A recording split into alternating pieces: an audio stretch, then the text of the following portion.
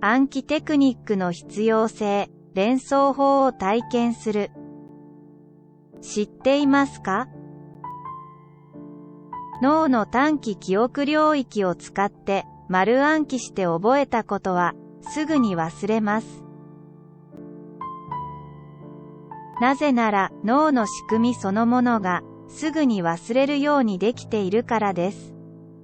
エビングハウスの忘却曲線。このグラフはエビングハウスの忘却曲線と言い、暗記してもどのくらい忘れるかの研究結果です。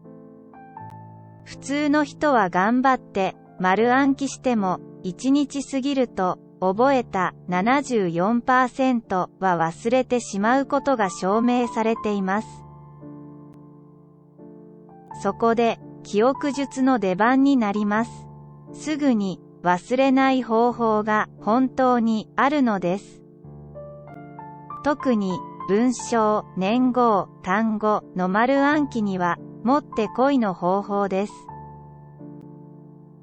お若い皆さんなら連想法という記憶の仕組みを理解すると、半日か1日の練習で20個くらいの単語は記憶できるようになります。そして寝る前、翌朝にこれを復習する。加えて試験直前に確認。これで20個の必修単語や項目は頭に入っている。だから試験で役に立つ。記憶術を使うと忘れない。例えて言えば、カンニングペーパーを暗記して試験に臨むようなもの、超高度なカンニングのようなものと考えても結構です。きっと役に立ちます。それでは、連想法の説明に入ります。まず、初級の記憶術ではリンゴ、ワイシャツ、鉛筆など、形が具体的で日常よく使う単語を練習課題として使いますが、ここでは10箇所のテンポを覚える方法を説明します。連想法で猿を主人公に次々とテンポを記憶していきます。記憶術の連想法を使う。お猿の冒険。お待たせしました。説明を開始します。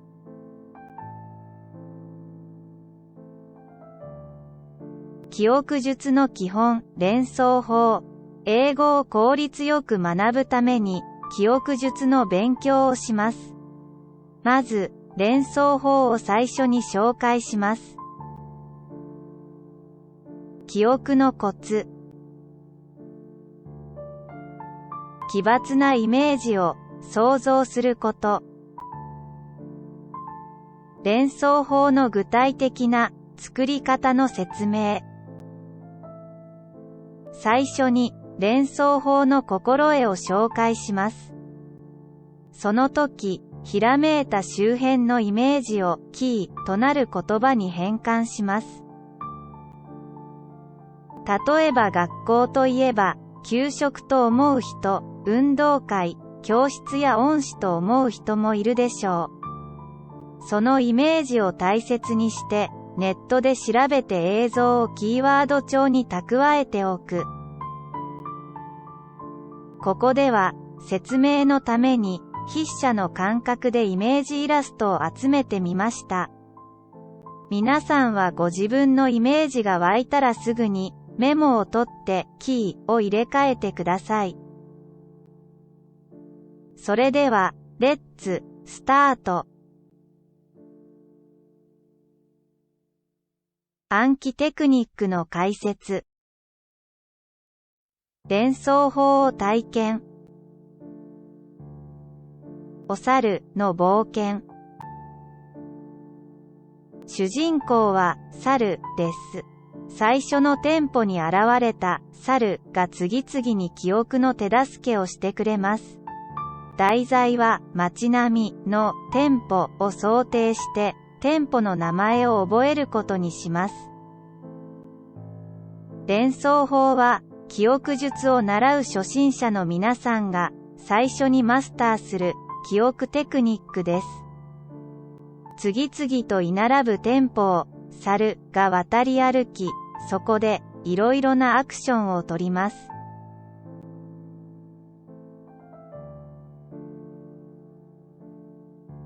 猿をいかにリアリティを持って想像、イメージできるかが鍵になります。周囲の景色や匂い、音の大きさ、猿の勢いなど、五感をフルに活用して思い描きます。このテクニックをマスターすると、皆さんは10個の記憶キーを手にすることになります。記憶のパワーが10倍。その土台を手にします。それでは、スタートです。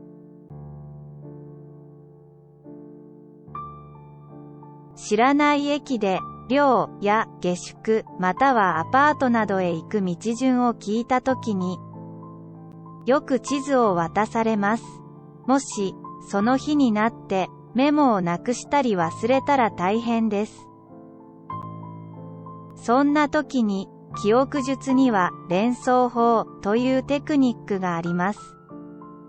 まずは、10カ所の店舗を見てください。それでは、スタート。1番、マクドナルド、2番、宝くじ売り場、3番、バス停。4番、コンビニ、5番、パーラー店。6番、スパゲッティ店、7番、スタバ、8番、喫煙コーナー。9番、交差点、10番、銀行。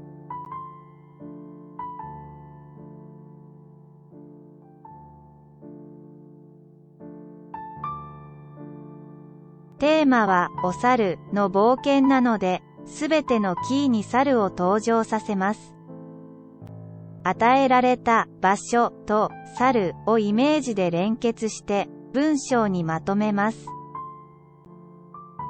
文章の作り方、主語は猿で〇〇の猿がで始めるようにします。述語に場所や店舗の名前を含めて〇〇でどうしたとイメージします。例えば、ナンバーワンの場所はマクドナルドと猿です。この2つの要素を考えます。レベル1、猿の惑星にもマクドナルドがあり、マックが食べられる。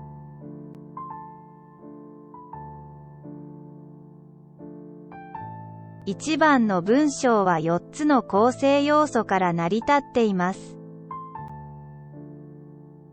レベル2、猿の惑星、マクドナルドの店員、マックのセット、食べる私。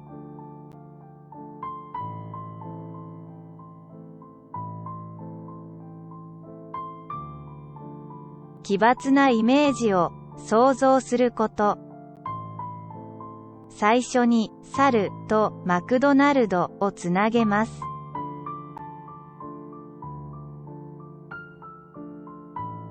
1番、猿の惑星にもマクドナルドがあり、マックが食べられる。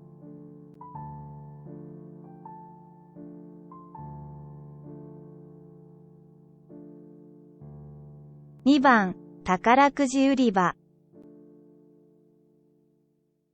億万長者を夢見て、長い列に並んで連番やバラでチケットを買う、踊る猿。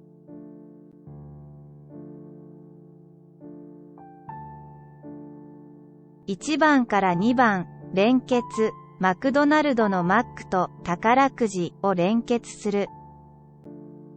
ビッグマックを買うと宝くじがついてくる。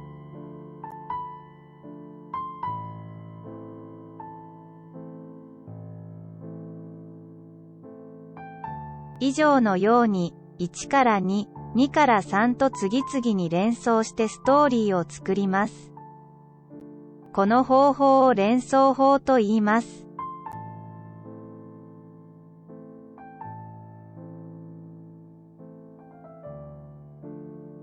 ここでは10カ所の場所をストーリーを作って記憶します。1番、猿の惑星にもマクドナルドがあり、マックが食べられる。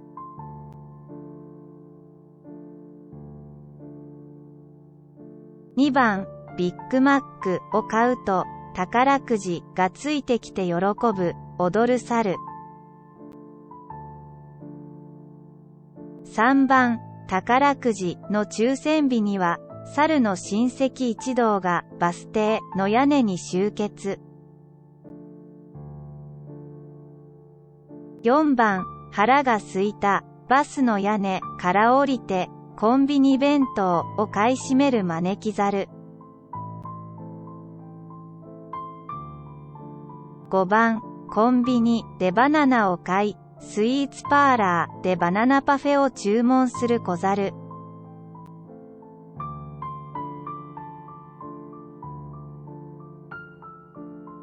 6番、バナナパフェでは足らないので、スパゲッティの早食いに挑戦するベイビー猿。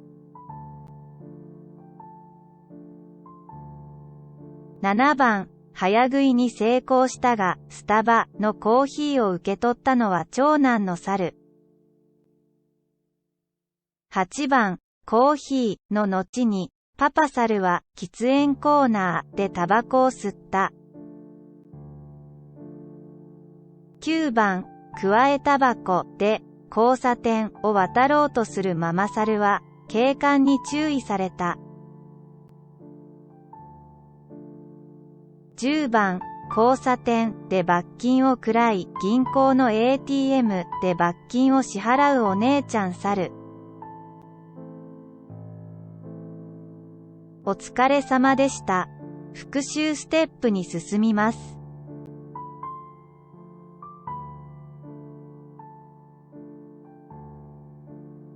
1番、マクドナルド、2番、宝くじ売り場、3番、バス停。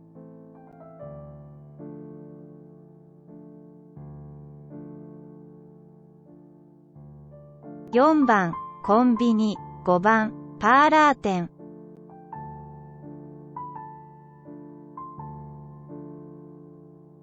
6番、スパゲッティ店、7番、スタバ、8番、喫煙コーナ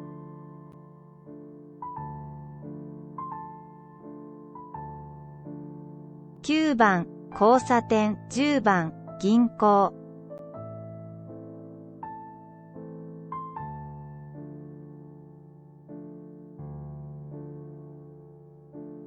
お疲れ様でした。次のステップに進みます。その前に、必ずスラスラ言えるよう暗記してから進んでくださいね。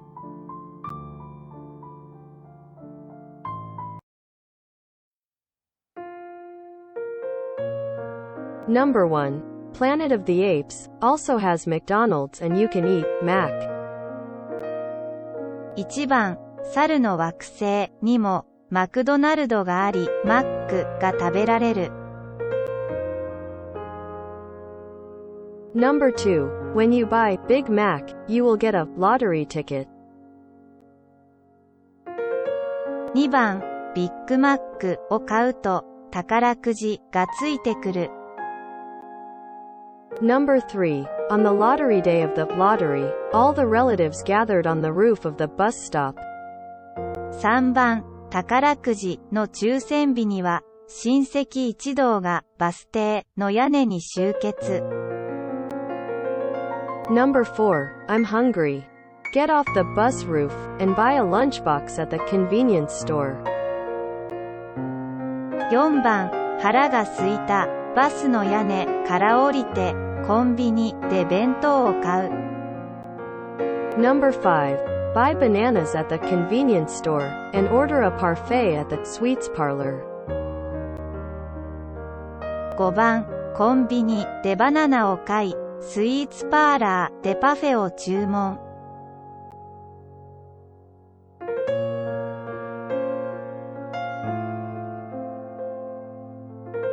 Number 6. Baby monkey challenges eating spaghetti quickly because banana parfait is not enough. 6番、バナナパフェでは足らないので、スパゲッティの早食いに挑戦するベイビーサル。Number 7. It was the eldest son monkey who succeeded in eating fast and received coffee from Starbucks.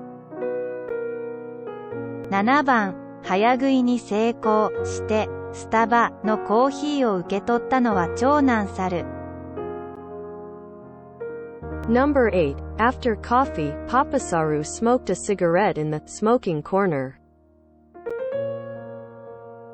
8番、コーヒーの後に、パパサルは喫煙コーナーでタバコを吸った。Number 9. Mamasaru was warned by the police when he tried to cross the intersection with Kuwait tobacco. 9番、くわえタバコで交差点を渡ろうとするとママサルは警官に注意された。Number 10. A big sister monkey who pays a fine at an intersection and pays a fine at a bank ATM. 10番、交差点で罰金を食らい、銀行の ATM で罰金を支払うお姉ちゃんサル。